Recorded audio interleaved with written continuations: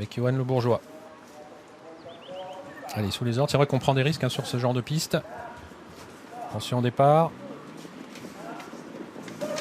Allez, cette fois-ci, c'est parti avec un excellent départ du numéro 3. Alors qu'Éveil du Lupin s'est montré fautif au premier poteau. Le numéro 8, la casaque verte, qui a complètement raté son départ. On est mal parti avec Galested. Il s'était bien élancé, il a fait une faute. Il se retrouve désormais à l'arrière du peloton. Et le concurrent donc entre dans le premier tournant sous l'impulsion de Forbach qui voit venir à son extérieur Fronsac Madrid. Du perche au galop, on s'en doutait malheureusement un petit peu. Elle n'avait pas effectué de bon canter et elle se montre fautive dès le premier tournant. Forbach. Anna également au galop. Oula, Anna, oui. On perd deux concurrents très en vue.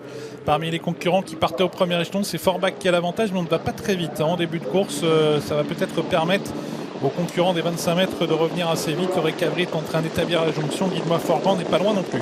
Oui, le favori, effectivement, il est dans le dos de Récavry. Récavry qui est le trotteur le mieux placé du premier poteau. On passe donc devant les tribunes et Gilmour qui est en train d'accélérer. Il veut faire du train sans doute. Il va venir relayer Forbach. Forbach qui va laisser passer Gilmour. Fronsac Madrid qui est en troisième position.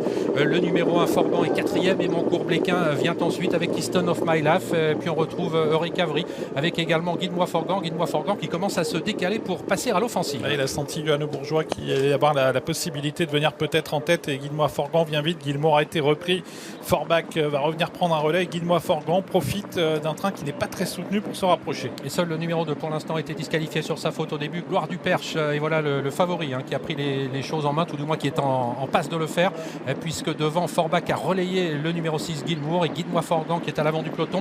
On retrouve ensuite le numéro 5 Fronsac Madrid devant le numéro 1 Forban pour aborder un nouveau tournant qui annonce un nouveau passage devant les tribunes. Forgan qui passe en tête, Forbach en deuxième position, en troisième position c'est Gilmour, en quatrième position on a Fronsac Madrid qui est à la corde à sa hauteur et Moncourt-Bléquin qui est suivi par Récavry. Galested quant à lui patiente, il est plutôt à l'arrière du peloton. On a disqualifié également le numéro 8 Éveil de Lupin. Il reste un peu plus d'un tour de piste à parcourir. Le favori a les choses en main sans aller très vite devant les tribunes. Guide-moi Forgan dans son dos. Il y a toujours Forbach, Gilmour sur une troisième ligne, Fronsac Madrid sur une quatrième ligne. Voilà maintenant Récavry qui est en train de se rapprocher. Galested est en train de quitter l'arrière du peloton également avec Eberton, le numéro 15, qui est en train de se décaler pour à son tour essayer de progresser. Un tour de piste à effectuer. Guide-moi Forgan qui a l'avantage. Récavry qui se rapproche. Forbach qui est toujours à la corde. On a également à la corde Gilmour au centre. C'est le numéro 15 Eberton et Galested qui tente de venir maintenant avec Falco Desrochers qui a pris son sillage. Et à moins d'un kilomètre de l'arrivée, Guide-moi Forgan qui a toujours le meilleur devant Forbach. Gilmour qui trotte en troisième position. Ses concurrents qui sont suivis par Récavry, par Fronsac Madrid,